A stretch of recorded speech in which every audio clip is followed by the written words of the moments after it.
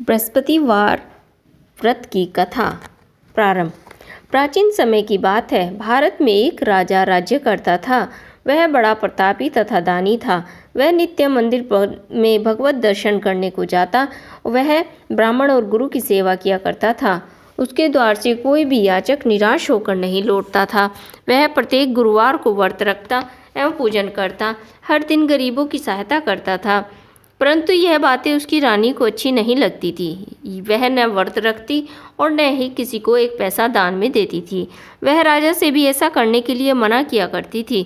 एक समय की बात है कि राजा शिकार खेलने वन को चले गए। घर पर रानी और दासी थी। उस समय गुरु बृहस्पति साधु का रूप धारण कर राजा के दरवाजे पर भिक्षा मांगने आए। साधु ने रानी से भिक्षा मांगी तो वह कहने लगी, हे साधु महाराज, मैं इस दान पुण्य से तंग आ गई हूँ। इस कार्य के लिए तो मेरे पतिदेव बहुत हैं। अब आप एक कृपा करिए कि सारा धन नष्ट हो जाए और मैं आराम से रह सकूं। साधु रूपी बृहस्पति देव कहने लगे, हे देवी, तुम तो बड़ी विचित्र हो। संतान और धन से कोई दुखी नहीं होता, इसको सभी चाहते हैं। पापी भी पुत्र और धन की इच्छा करता है। अगर तुम्हारे पास धन अधिक है तो भूखे मनुष्यों को भोजन कराओ, प्याऊ लगवाओ, ब्राह्मणों को दान दो, धर्मशालाएं बनवाओ, कुआं, तालाब, बाग, बावड़ी का निर्माण कराओ, निर्धनों और कुंवारी कन्याओं का विवाह कराओ तथा यज्ञादि करो। इस प्रकार के कर्मों से आपके कुल का नाम और परलोक में नाम भी सार्थक होगा। अतः तुम्हें स्वर्ग की प्राप्ति होगी। परंतु रानी को साधु की बातें अच्छी नहीं लगी। उसने कहा, हे साधु महाराज, मुझे ऐसे धन की आवश्यकता नहीं जिसको मैं अन्य लोगों को दान में देती फिरूं और जिसको रखने और उठाने और संभालने में ही मेरा सारा समय नष्ट हो जाए।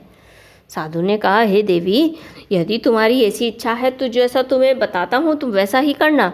बृहस्पतिवार के दिन घर आंगन को गोबर से लीपना, अपने केशों को पीली मिट्टी से धोना, केशों को धोते समय स्नान करना, राजा से कहना हजामत बनवाए, भोजन में मांस मदिरा खाना, कपड़े धोबी के यहाँ दुल्हन को देना। इस प्रकार 7 बृहस्पतिवार तक करने से तुम्हारा सारा धन नष्ट हो जाएगा। यह कहकर साधु रूपी महाराज अंतर्ध्यान हो गए। रानी ने साधु के कहने के अनुसार 7 बृहस्पतिवार तक वैसा करने का विचार कर लिया। साधु के बताए हुए कार्य को करते हुए केवल 3 बृहस्पतिवार ही बीते थे कि उसकी सारी धन संपत्ति नष्ट हो गई। भोजन के लिए दोनों समय परिवार तरसने लगा, सांसारिक भोगों से दुखी रहने लगा। तब राजा ने रानी से कहने लगा, हे रानी, तुम यहाँ पर रुको, मैं दूसरे देश को जाता हूँ, क्योंकि यहाँ पर सभी मुझे जानते हैं, इसलिए मैं यहाँ पर रहकर कोई काम नहीं कर सकता। मैं प्रदेश जा रहा हूँ, वहाँ कोई काम धंधा करूँगा, शायद हमारे भाग्य बदल जाए। ऐसा कहकर राजा प्रदेश को चला गया। वह वहाँ जंगल से लकड़ी काट कर लाता, शहर में बेचता, इस तरह जीवन व्यतीत करने लगा। इधर राजा के बिना रानी दासियाँ दुखी रहने लगी। किसी दिन भोजन मिलता, किसी दिन जल पीकर रह जाती। एक समय रानी और दासियों को 7 दिन तक बिना भोजन के व्यतीत करने पड़े तो रानी ने अपनी दासी से कहा, हे दासी, यहाँ पास के नगर में मेरी बहन रहती है, वह बड़ी धनवान है, तो उसके पास जा, वहाँ से 5 सेर बेसर मांग कर ले आ, जिससे कुछ समय के लिए हमारा गुजारा तो हो जाएगा। दासी रानी की बहन के पास चली गई। रानी की बहन उस समय पूजा कर रही थी। बृहस्पतिवार का दिन था। दासी ने रानी की बहन से कहा, हे रानी, मुझे आपकी बहन ने भेजा है, मुझे 5 सेर बेसर दे दो। दासी ने यह बात अनेकों बार कही होगी, परंतु रानी की बहन ने कोई उत्तर ही नहीं दिया, क्योंकि वह उस समय बृहस्पतिवार का व्रत कर रही थी। जब दासी ने रानी की बहन से कोई उत्तर नहीं मिला हुआ पाया तो वह बहुत दुखी हुई और क्रोध भी आया। वह लौटकर रानी से बोली, हे रानी, आपकी बहन तो बहुत ही घमंडी है, वह तो छोटे लोगों से बात ही नहीं करती। मैंने उससे कहा तो उसने कोई उत्तर ही नहीं दिया, मैं वापस चली आई। रानी बोली, हे दासी, इसमें तुम्हारा कोई दोष नहीं है। जब बुरे दिन आते हैं तब कोई सहारा नहीं देता। अच्छे बुरे का पता तो विपत्ति में ही लगता है। जो ईश्वर की इच्छा होगी वही होगा, यह हमारे भाग्य का दोष है। उधर रानी की बहन ने सोचा कि मेरी बहन की दासी आई थी, परंतु मैं उससे कुछ बोल नहीं पाई, इससे वह बहुत दुखी होगी। अतः कथा सुनो। विष्णु भगवान जी का पूजन समाप्त कर अपनी बहन के घर आई और कहने लगी, हे बहन, मैं बृहस्पतिवार का व्रत कर रही थी, तुम्हारी दासी हमारे घर गई थी, परंतु जब तक कथा होती है तब तक हम लोग ना उठते हैं, ना बोलते हैं, ना इसलिए मैं नहीं बोली। कहो दासी, तुम किस लिए गई थी? रानी बोली, बहन, हमारे घर अनाज नहीं था, वैसे तुमसे कोई बात छिपी भी नहीं है, इस कारण मैंने दासी को तुम्हारे पास 5 सेर बेसर लेने के लिए भेजा था। रानी की बहन बोली, बहन देखो, बृहस्पति भगवान सबकी मनोकामनाएं पूर्ण करते हैं। देखो शायद तुम्हारे घर में ही अनाज रखा हो। यह सुनकर दासी घर के अंदर गई तो वहाँ उसे एक घड़ा बेसर से भरा हुआ मिल गया। उसे बड़ी हैरानी हुई क्योंकि उसने एक एक बर्तन देख लिया था। उसने बाहर आकर रानी को बताया। दासी अपनी रानी से कहने लगी, हे रानी देखो, वैसे हमको जब अन्न नहीं मिलता तो हम रोज ही व्रत करते हैं। अगर इनसे व्रत की विधि और कथा पूछ ली जाए तो हम भी कर लिया करेंगे।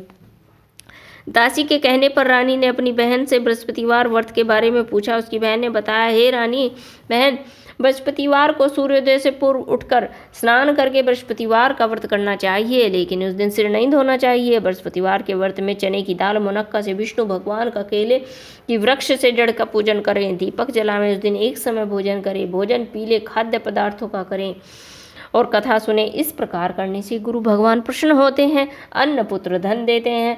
इस व्रत के पूजन और विधि को बताकर रानी की बहन अपने घर लौट आई। रानी और दासी दोनों ने निश्चय कर लिया कि वे बृहस्पति देव भगवान का पूजन अवश्य करेंगी। 7 दिन बाद जब बृहस्पतिवार आया तो उन्होंने व्रत रखा। गुड़साल में जाकर चना और गुड़ बीन लाई। उसकी दाल से, केले की जड़ से विष्णु भगवान का पूजन किया। भोजन कहाँ से लाए? दोनों बहुत ही दुखी थी। उन्होंने व्रत किया था, इस कारण बृहस्पति देव भगवान प्रसन्न थे। वे एक साधारण व्यक्ति के रूप में 2 थालों में सुंदर पीला भोजन लेकर आए। दासी को देकर बोले, हे दासी, यह भोजन तुम्हारे और रानी के लिए है, तुम दोनों करना। दासी भोजन पाकर बड़ी प्रसन्न हुई। रानी बोली, ए रानी जी, भोजन कर लो। रानी ने भोजन के बारे में कुछ पता ही नहीं, इसलिए वह दासी से बोली, जा तू ही भोजन कर, क्योंकि तू ही हमारी व्यर्थ हंसी उड़ाती रहती है। दासी बोली, एक व्यक्ति भी भोजन देकर गया है। रानी कहने लगी, वह भोजन तो तुम्हारे लिए ही दे गया है, तुम ही भोजन कर लो। दासी ने कहा, वह व्यक्ति हम दोनों के लिए 2 थालों में भोजन दे गया है, इसलिए मैं और आप दोनों साथ ही साथ भोजन करेंगे। फिर दोनों ने गुरु भगवान को नमस्कार कर भोजन आरंभ कर दिया। उसके बाद से वे प्रत्येक बृहस्पतिवार को गुरु भगवान का व्रत और पूजन करने लगी। बृहस्पति भगवान की कृपा से उनके पास धन हो गया, परंतु रानी बोली पहले की तरह आलस्य करने लग गई। तब दासी बोली, देखो रानी, तुमने पहले भी आलस्य किया था जिससे हमें इतना कष्ट उठाना पड़ा और सारा धन नष्ट हो गया। अब फिर तुम आलस्य करने लग गई हो। बड़ी मुसीबतों के बाद हमने धन पाया, इसलिए तो हमें दान पुण्य करना चाहिए। तुम भूखे मनुष्य को भोजन कराओ, प्याऊ लगवाओ, ब्राह्मणों को दान दो, कुआं, तालाब, बाग, बावड़ी का निर्माण कराओ, मंदिर, पाठशाला बनवाओ, कुंवारी कन्याओं का विवाह कराओ, धन को शुभ कार्यों में खर्च करो। इससे तुम्हारे कुल का यश बढ़ेगा, स्वर्ग की प्राप्ति होगी, पितृ प्रसन्न होंगे। दासी की बात मानकर रानी ने इसी प्रकार के कर्म करने आरंभ कर दिए, जिससे उसको काफ़ी यश मिलने लगा। एक दिन रानी और दासी आपस में विचार करने लगे कि न जाने राजा किस दशा में होंगे, उनकी तो कोई खोज खबर ही नहीं है। गुरु भगवान से उन्होंने प्रार्थना की। भगवान रात्रि में राजा को स्वप्न में कहा, हे राजा, उठ, तेरी रानी तुझको याद करती है, अब अपने देश को लौट जा। राजा प्रातःकाल उठकर जंगल से लकड़ियाँ काटकर जंगल से लकड़ियाँ काट कर लाने के लिए जंगल की ओर चढ़ पड़ा। जंगल में गुजरते हुए सोचने लगा, रानी की गलती से मुझे कितने दुख भोगने पड़े। राजपाट छोड़कर जंगल में आकर रहने पड़ा, जंगल से लकड़ियाँ काट कर गुजारा करना पड़ा। उसी समय जंगल में बृहस्पति देव एक साधु का रूप धारण करके आए और राजा के पास आकर बोले, हे लकड़हारे, तुम इस सुनसान जंगल में किस चिंता में बैठे हो, मुझे बतलाओ। यह सुनकर राजा के नेत्रों में तो जल भर आया। साधु की वंदना कर बोला, हे प्रभु, आप सब कुछ जानने वाले हैं। इतना कहकर राजा ने साधु को अपनी संपूर्ण कहानी सुना दी। महात्मा स्वभाव से दयालु होते हैं। वे राजा से बोले, हे राजा, तुम्हारी पत्नी ने बृहस्पति देव के प्रति अपराध किया था, जिसके कारण तुम्हारी यह दशा हुई है। अब तुम किसी प्रकार की चिंता मत करो, भगवान तुम्हें पहले से अधिक धन देगा। और तुम्हारी पत्नी ने बृहस्पतिवार का व्रत आरंभ कर दिया है। अब तुम भी बृहस्पतिवार का व्रत करके चने की दाल, गुड़ और जल को लोटे में डालकर केले के पत्ते से भगवान विष्णु का पूजन शुरू कर दो और कथा सुनो। भगवान तुम्हारी सारी मनोकामनाएं पूर्ण करेंगे। साधु को प्रसन्न देखकर राजा बोला, हे प्रभु, मुझे लकड़ी बेचकर इतना पैसा भी नहीं बचता कि जिससे मैं भोजन के उपरांत कुछ बचा सकूं। मैंने रात्रि में अपनी रानी को व्याकुल देखा, मेरे पास कोई साधन भी नहीं जिससे मैं उसका समाचार जान सकूं। फिर मैं बृहस्पतिवार की कौन सी कहानी कहूं या सुनूं, मुझे तो कुछ भी मालूम नहीं है। साधु ने कहा, हे राजा, तुम किसी प्रकार की चिंता मत करो। बृहस्पति देव के दिन तुम रोजाना की तरह लकड़ियाँ लेकर शहर में जाना और तुम्हें रोज़ से 2 गुना धन प्राप्त होगा, जिससे तुम भली भांति भोजन भी कर लोगे और बृहस्पति देव की पूजा का सामान भी आ जाएगा। बृहस्पति देव की कथा इस प्रकार है, मैं तुम्हें कथा सुनाता हूँ। प्राचीन काल में एक बहुत निर्धन ब्राह्मण था। उसकी कोई संतान नहीं थी। वह नित्य पूजा पाठ करता, उसकी स्त्री मलता के साथ रहती थी।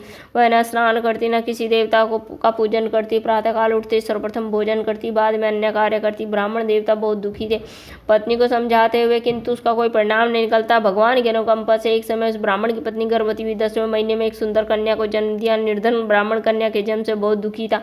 धीरे धीरे ब्राह्मण की कन्या बड़ी होने लगी। बचपन से ही उस कन्या की रुचि भगवान विष्णु की पूजा में थी। वह प्रातः उठते स्नान आदि करती, भगवान विष्णु की पूजा करने के लिए मंदिर में जाती थी। बृहस्पतिवार को व्रत करके विधि पूर्वक पूजा पाठ करती। पूजा पाठ के बाद वह पढ़ने के लिए पाठशाला जाती। पगड़ से मुट्ठी भर जौ लेकर जाती। रास्ते में थोड़े थोड़े जौ गिराती जाती। जब तक वह पाठशाला से घर लौटती, हुए जौ के दाने सोने में बदले हुए मिलते। लड़की उन सभी दानों को बिन लाती थी। एक दिन जब वह सोने के दानों को साफ कर रही थी, उसकी माँ ने कहा, बेटी, सोने के दाने साफ करने के लिए सोने का सूप भी होना चाहिए। अगले दिन बृहस्पतिवार था। उसने भगवान बृहस्पतिदेव की पूजा करते हुए प्रार्थना की, हे भगवान, यदि मैंने व्रत आपका विधिवत किया हो तो मुझे सोने का सूप दे। तो भगवान बृहस्पतिदेव ने उसकी मनोकामना पूरी करने का वचन दिया। पाठशाला से लौटते समय उसे रास्ते में सोने का सूप पड़ा हुआ मिला। घर से लौटकर सोने का सूप अपनी माँ को दिखाकर वह सोने के दाने साफ करने लगी। उसी नगर में नगर का राजकुमार उसके घर के पास से गुजरा। उस सुंदर लड़की को सोने के सूप में जो साफ करते देखकर राजकुमार उस पर मोहित हो गया। महल में लौटकर राजकुमार ने राजा से उस लड़की के विवाह करने की इच्छा प्रकट की। तो राजा ने ब्राह्मण को महल में बुलाकर राजकुमार से लड़की का विवाह के बाद कि ब्राह्मण तैयार हो गया। धूमधाम से उस लड़की का विवाह राजकुमार से गए। दुल्हन बनकर ब्राह्मण की लड़की महल में चली गई। लड़की के चले जाने से ब्राह्मण फिर से निर्धन हो गया। उसे कई कई दिनों तक भोजन नहीं मिलता। बहुत दुखी होकर ब्राह्मण एक दिन अपनी लड़की के पास गया। अपने पिता से निर्धनता का समाचार सुनकर उससे बहुत धन देकर पिता को विदा किया। उस धन से ब्राह्मणों ने न कुछ दिन तो आराम से अपना जिंदगी बसर कर ली, लेकिन जल्द ही फिर भूखों मरने की हालत हो गई। ब्राह्मण अपनी लड़की से धन लेने के लिए फिर महल में पहुंच गया। लड़की ने अपने पिता की बुरी हालत देखकर कहा, पिताजी, आखिर कब तक मुझसे धन लेकर जीवन यापन करते रहेंगे? आप कोई ऐसा उपाय क्यों नहीं करते जिससे आपका घर धन संपत्ति से भर जाए? ब्राह्मण ने कहा, मैं तो तुम्हारी माता को बहुत समझा लिया, पर उनकी समझ में तो कुछ आता नहीं। उनका फूहड़पन नष्ट हो तो घर की निर्धनता भी दूर हो जाए। तब कुछ सोच समझ कर लड़की ने पिताजी से कहा, हे पिताजी, आप कुछ दिनों के लिए माँ को मेरे पास छोड़ जाइए। तब कुछ सोचकर ब्राह्मण की पत्नी को लड़की के पास महल में छोड़ आया। लड़की ने अपनी माँ से कहा, माँ, तुम प्रातःकाल उठकर स्नान आदि करके भगवान विष्णु की पूजा अवश्य करना। पूजा करने से तुम्हारी निर्धनता अवश्य दूर हो जाएगी। लेकिन उसकी माँ ने उसकी कोई बात नहीं मानी। तब क्रोधित होकर लड़की ने माँ को एक कक्ष में बंद कर दिया। सूर्योदय से समय उठाकर जबरदस्ती स्नान कराया। फिर मंदिर में ले जाकर बृहस्पति देव की पूजा कराई। कुछ दिनों तक ऐसा करने से माँ की बुद्धि में परिवर्तन हो गया। अतः वह स्वयं ही बृहस्पतिवार का व्रत रखने लग गई। उसके व्रत करने से ब्राह्मण के घर में भगवान विष्णु की अनुकंपा से धन की वर्षा होने लगी। दोनों पति पत्नी धन संपत्ति पाकर आनंद पूर्वक जीवन यापन करते हुए विष्णु धाम को चले गए। लकड़हारा बने राजा ने उस साधु को भगवान बृहस्पतिदेव की यह कथा सुनकर बृहस्पतिवार का व्रत करके भगवान विष्णु की पूजा की। उस दिन से उसके सभी क्लेश दूर हो गए। लेकिन अगले बृहस्पतिवार को काम काज में अधिक व्यस्त रहने के कारण उसने भगवान बृहस्पति देव का व्रत नहीं किया। भगवान बृहस्पति देव लकड़हारे से क्रोधित हो गए, उसे भूल की सजा दी। उस दिन नगर के राजा ने नगर में घोषणा करके सबको सूचित कर दिया कि प्रत्येक नागरिक मेरे महल में भोजन करने को आए। जो नहीं आएगा उसे अपराधी मानकर भारी दंड दिया जाएगा। लकड़हारा बने राजा ने उस नगर के राजा की घोषणा सुनी, लेकिन जंगल से लकड़ी काटकर लाने और उन्हें बेचने में देर हो जाने के कारण महल में भोजन करने को नहीं जा सका। अतः राजा के सैनिक लकड़हारे को पकड़कर महल में ले गए। राजा ने उसे महल में एक कक्ष में बैठाकर भोजन कराया। उस कक्ष में एक खूंटी पर सोने का हार लटका हुआ था। लकड़हारा अकेला उस कक्ष में भोजन कर रहा था। तभी उसने एक आश्चर्यजनक घटना घटती हुई देखी। देखते ही देखते हुए खूंटी हार को निकल गई। थोड़ी देर के बाद राजा ने हार को गायब देखा तो लकड़हारे को कारावास में डलवा दिया। लकड़हारा मन ही मन अपने भाग्य को कोसने लगा। तभी उसे जंगल में मिले साधु का स्मरण आया। थोड़ी देर में भगवान बृहस्पति देव सन्यासी के रूप में उसके सामने प्रकट हुए और कहा, हे लकड़हारे, तूने भगवान बृहस्पति देव की पूजा नहीं की, इसी कारण तुम्हें कष्ट हुआ है। लेकिन अब चिंता मत करना। बृहस्पतिवार के दिन कारागार के दरवाजे पर तुम्हें कुछ पैसे पड़े हुए मिलेंगे। उन पैसों से भगवान बृहस्पति देव की पूजा करना और तुम्हारे सारे दुख नष्ट हो जाएंगे। उन पैसों से भगवान बृहस्पति देव का व्रत करके चने और गुड़ मंगाकर लकड़हारे ने बृहस्पतिवार की कथा कही और भगवान बृहस्पति देव ने प्रसन्न होकर उसके नगर के राजा को स्वप्न में लकड़हारे को कारागार से मुक्त करने को कहा। सुबह राजा ने अपने कक्ष में आकर देखा तो खूंटी पर हार लटका हुआ था। राजा ने लकड़हारे को मुक्त कर दिया, उसे धन और आभूषण देकर विदा कर दिया। लकड़हारा बना राजा उस नगर से चलकर अपने नगर में पहुंचा था। उस नगर में कुएं, धर्मशाला, बाग बगीचे देखकर बहुत प्रसन्न हुआ। राजा ने पूछा, ये किसने बनवाए हैं? सबने यही बताया कि ये सब रानी उर्वशी ने बनवाए हैं। राजा महल में पहुंचा तो रानी ने उसका भव्य स्वागत किया। तब राजा ने निश्चय कर लिया कि सप्ताह में एक बार तो सभी बृहस्पति देव का व्रत कर पूजन करते हैं, परंतु मैं प्रतिदिन व्रत किया करूंगा, दिन में 3 बार कथा कहा करूंगा। अब राजा हर समय दुसाले में चने की दाल बांधे रहता तथा दिन में 3 बार बृहस्पति देव की कथा कहता। कुछ दिनों बाद राजा को अपनी बहन की याद आ गई। एक दिन घोड़े पर सवार होकर राजा अपनी बहन से मिलने चल दिए। अभी राजा नगर के पास ही पहुंचा था तो उसने कुछ लोगों को शव ले जाते हुए देखा। राजा को स्मरण आया कि आज उसने तो बृहस्पतिवार की कथा किसी को नहीं सुनाई है। राजा ने उन लोगों को रोककर कहा, भाइयों, आप शव को ले जाने से पहले मुझसे बृहस्पतिवार की कथा सुन ले। लोगों ने राजा पर क्रोधित होते हुए कहा, तुम पागल तो नहीं हो? लेकिन कुछ बड़े बूढ़ों ने लोगों ने कहा, अच्छा भाई, साथ साथ चलते रहो, अपनी कथा भी कहते रहो। राजा के चलते हुए कथा आदि हुई, शव हिलने लगा। राजा की कथा पूरी हुई, शव उठकर बैठ गया। लोगों ने रानी से दांतों तले उंगली दबाई। अगले बृहस्पतिवार से भगवान बृहस्पति देव का व्रत करने व कथा सुनने का निश्चय कर लिया। अब घोड़े पर सवार राजा को चलते हुए एक किसान के पास पहुंचा। किसान अपने खेत में हल चला रहा था। राजा ने कहा, अरे भाई, मुझसे बृहस्पतिवार की कथा सुन लो। किसान ने झुंझलाकर कहा, अरे भाई, देख नहीं रहे हो, जितनी देर तक तुम्हारी कथा सुनूंगा उतनी देर में तो पूरे खेत में हल चला लूंगा। राजा निराश होकर लौटने लगे। तभी किसान के बैल लड़खड़ाकर जमीन पर जा गिरे। किसान के पेट में भी जोरों का दर्द होने लगा। उस किसान की पत्नी जब खाना लेकर आई तो उसने किसान से इस बारे में पूछ लिया। किसान ने घुड़सवार की पूरी कहानी सुना दी। किसान की पत्नी दौड़ती हुई राजा के पास पहुंचकर हाथ जोड़कर बोली, भैया, मैं तुम्हारी कथा सुनने को तैयार हूँ। राजा ने उसके साथ खेत पर पहुंचकर बृहस्पतिवार की कथा सुनाई। तभी बैल भी उठकर खड़े हो गए। किसान के पेट का दर्द भी तुरंत ठीक हो गया। राजा अपनी बहन के घर पहुंचा तो उसका बहुत स्वागत हुआ। अगले दिन सुबह उठकर राजा ने देखा कि घर के सभी लोग तो भोजन कर रहे हैं। किसी भूखे व्यक्ति को बृहस्पतिवार की कथा सुनाए बिना तो राजा भोजन भी नहीं करता था। उसने बहन से कहा, बहन, क्या तुम्हारे घर में कोई ऐसा व्यक्ति है जिसने अभी तक भोजन ना किया हो? उसकी बहन बोली, भैया, हमारे घर में तो क्या, पूरे नगर में भी तुम्हें ऐसा व्यक्ति नहीं मिलेगा जिसने सुबह सुबह भोजन नहीं किया हो। तब राजा ने अपनी बहन के घर से निकलकर उस नगर में बिना भोजन किए व्यक्ति की तलाश शुरू कर दी। एक गडरिये के घर में उसका बेटा बीमार होने के कारण भूखा रह गया था। राजा ने उसको जाकर बृहस्पतिवार की कथा सुनाई। कथा सुनते सुनते गडरिये का बेटा बिल्कुल ठीक हो गया। सबने राजा की बहुत प्रशंसा की। एक दिन राजा अपनी बहन से कहा, बहन, हम अपने घर जाना चाहते हैं, तुम भी हमारे साथ चलो, कुछ दिन वहाँ रहकर फिर लौट आना। राजा की बहन ने अपनी सास से पूछा तो सास ने ताने मारते हुए कहा, बहू, मायके जाना तो अकेली जाना, मेरे पोतों को नहीं ले जाना। तुम्हारे भाई के कोई संतान तो है नहीं, कहीं तुम्हारी भाभी मेरे पोतों पर कोई जादू टोना ना कर दे।